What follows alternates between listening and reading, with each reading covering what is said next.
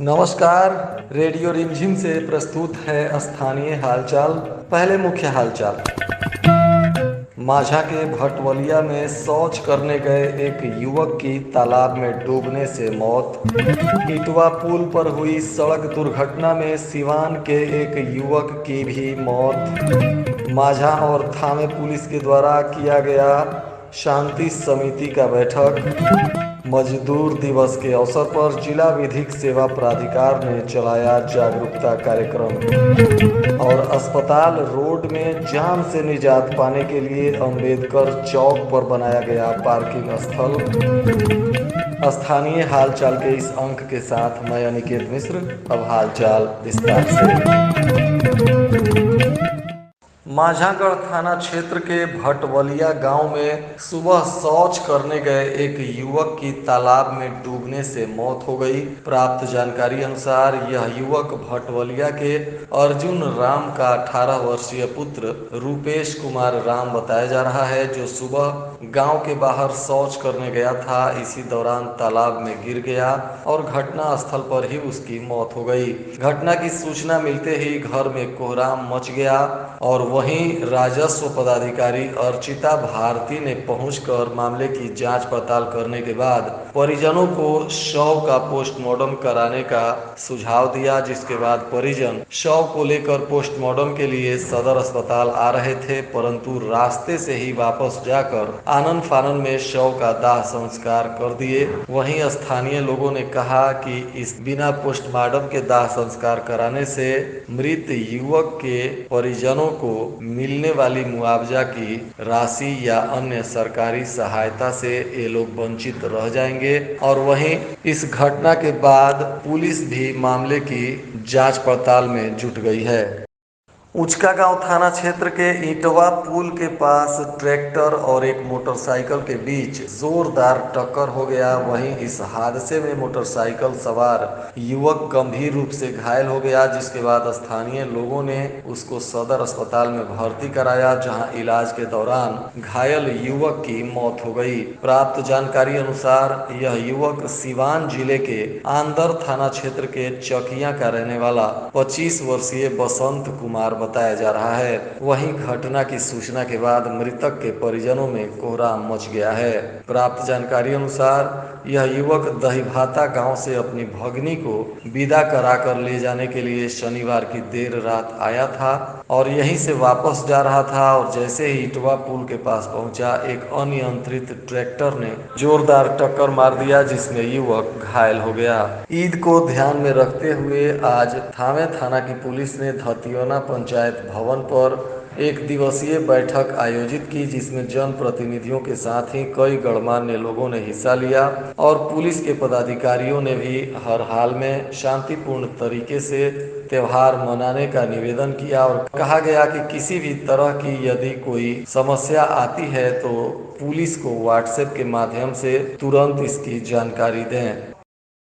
अंतर्राष्ट्रीय मजदूर दिवस के अवसर पर गोपालगंज में विधिक सेवा प्राधिकार के तरफ से एक जागरूकता कार्यक्रम का आयोजन किया गया था, जिसमें मुखिया रामावती देवी की अध्यक्षता में इस कार्यक्रम को संपन्न किया गया। इसमें श्रमिकों के शिक्षित होने पर जोर देने को लेकर बात कही गई और शिक्षा की क्रांति जलाने के लिए जनप्रतिनिधियों से भी निवेदन किया गया और कहा गया कि श्रमिकों का शोषण नहीं होना चाहिए। इस कार्यक्रम में जिला विधिक सेवा प्राधिकार के पैनल अधिवक्ता और बहुत सारे मजदूर तथा गणमान्य लोग भी मौजूद रहे।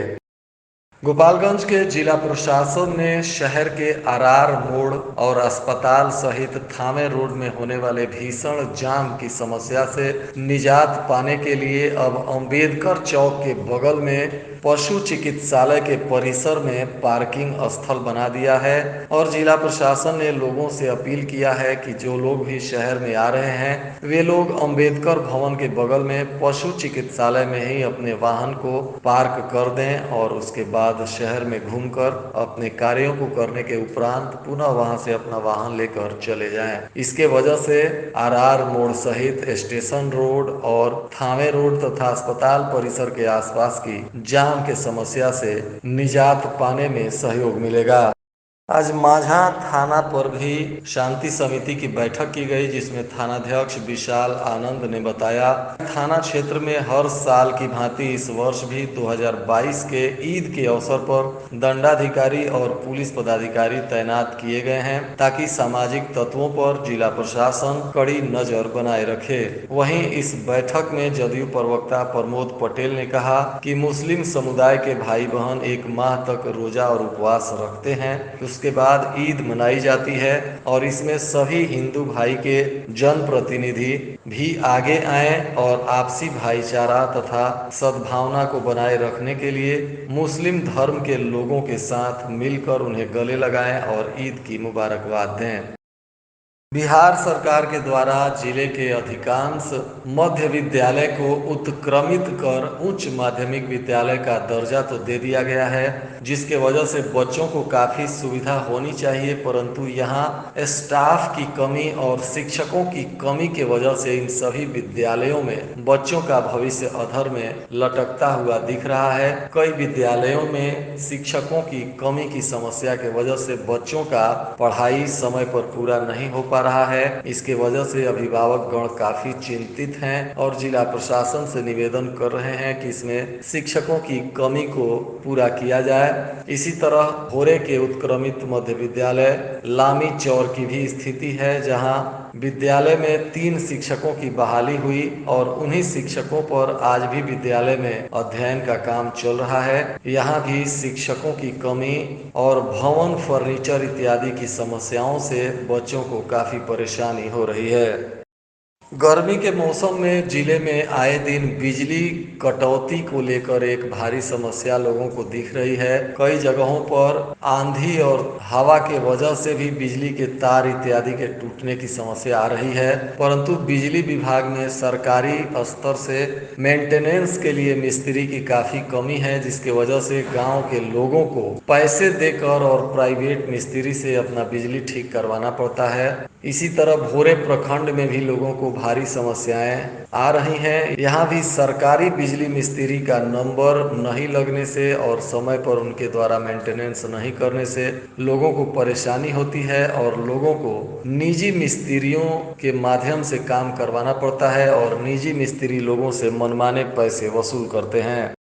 थावे दुर्गा मंदिर के पास स्थित गोलंबर पर सुबह सुबह दुकानदारों ने जब दुकान खोली तो देखा कि एक व्यक्ति गोलंबर के पास सोया हुआ है और जब उसे देखकर लोगों ने जगाने का प्रयास किया तो पता चला यह व्यक्ति नशाखुरानी गिरोह का शिकार हो गया है, जिसके बाद स्थानीय लोगों ने सहयोग कर इस व्यक्ति को सदर अस्पताल में भर्ती कराया। प्राप्त जानकारी अनुसार इस नशाखुरानी गिरोह के द्वारा लूटा गया यह युवक मोहम्मदपुर थाना क्षेत्र के महारानी गांव का बताया जा रहा है। हालांकि स्थानीय लोगों ने देर शाम तक इसके परिजनों को जानकारी पहुंचाने का प्रयास किया था और सदर अस्पताल में इस युवक का इलाज चल रहा था। पुलिस भी इस मामले की जांच पड़ताल में जुटी हुई है कि गोपालगंज जिले के आसपास आखिर नशाखुरानी गिरोह के कौन कौन से लोग सक्रिय हैं, जिसके वजह से आए दिन इस क्षेत्र में नशाखुरानी गिरोह के द्वारा सताए हुए लोग नशे की हालत में मिल जाते हैं।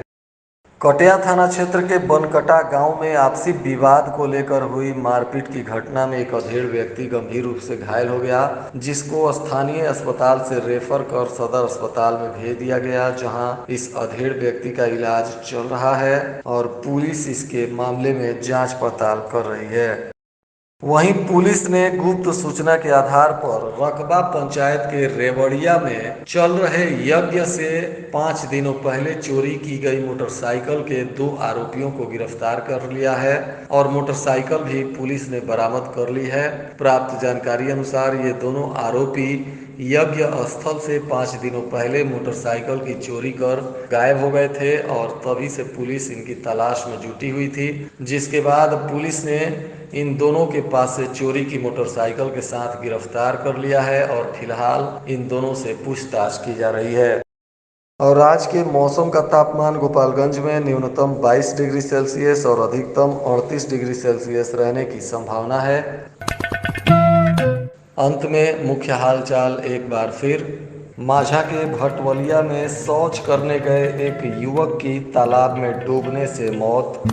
इटवा पुल पर हुई सड़क दुर्घटना में सिवान के एक युवक की भी मौत। माझा और थामे पुलिस के द्वारा किया गया शांति समिति का बैठक।